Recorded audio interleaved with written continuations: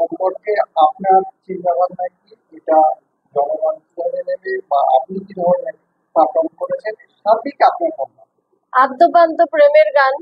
এবং আমরা সবাই যারা এই গানটার সঙ্গে যুক্ত, সুদীপদা, রাখি, আমি, রাজ বর্মনকে আমি ব্যক্তিগতভাবে খুব একটা চিনি না, ওনারা কিন্তু গেয়েছেন খুব ভালো। আমরা সবাই খুব প্রেমিক মানুষ।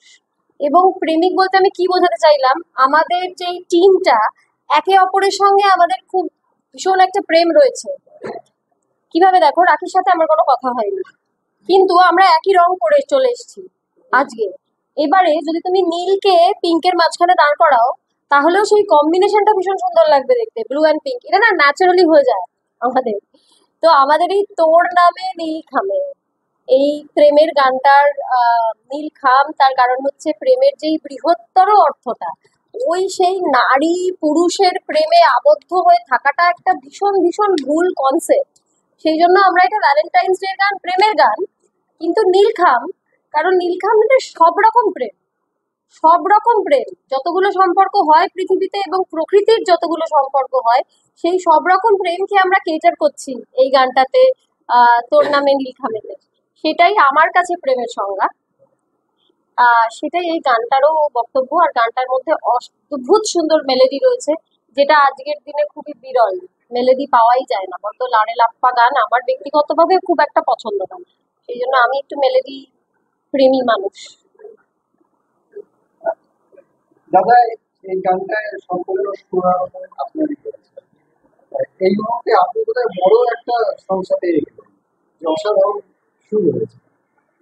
জনগণের থেকে এবার আপনার আশা কি? আপনার নায়িকা আপনাকে বলেছেন দেখুন, প্রত্যেকটা ক্ষেত্রে আমার সবকটাই শিশু সন্তানের মতো। আমার কোনটা বড় কোনটা ছোট আমি বলি না। আমি প্রথম আমার যখন শেষ চিঠি বলে আমার সিনেমাটা শুরু হয়, তখন আমি রেডিও মির্চি অ্যাওয়ার্ড নমিনেট হয়েছিলাম, এবং প্রত্যেকটা গানে। এবং তারপর থেকে আপনাদের জন্যে, সবার জন্যে, দেবলিনার জন্যে, এবং আমাকে যারা ভালোবাসেন, যারা আমার গান শুনতে ভালোবাসেন, তারা কিন্তু আমাকে এই পর্যন্ত নিয়ে এসছে। তো সেই জন্যে আজকের বা কালকের বলে না, আমি সবসময় তাদেরকে চাই, সঙ্গে থাকতে চাই। আপনার ভবিষ্যৎ পরিকল্পনা সম্পর্কে যদি একটু কিছু আলাদা। দায়িত্বটা আরো বাড়িয়ে দিলেন আপনারা। কারণ এরপরে আমার আরো একটা 100 সিনেমা আসছে বাচ্চাদের নিয়ে, দেবলীলাই মেন হিরোইন। তো সেখানে আরো চেষ্টা করবো, আরো যাতে চিলেকোঠায় আপনাদের মানে ধরানো যায়। এবং আশা করি আমি সেই চ্যালেঞ্জটা আমি অ্যাকসেপ্ট করবো, যাতে আরো আপনাদের মুখে হাসি ফোটে। দিদি, আপনার কাছে আসি, গানটা কি আপনার কেমন? গানটা প্রেমের গান, তো প্রেমের গান গাইতে ভালোবাসি, খুব ভালো লেগেছে। প্রেমের সম্পূর্ণ উদযাপন হলো, প্রেমের গান।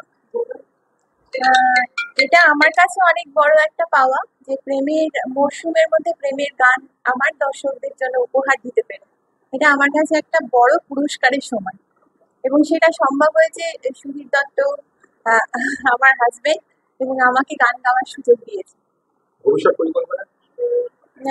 ভবিষ্যৎ পরিকল্পনা প্লেব্যাক সিঙ্গিং, তো এটাই আসল ছোটবেলা থেকেই টার্গেট ছিল, সেটা যাতে বাড়ে সেই আশীর্বাদ করুন আপনারা, এটাই।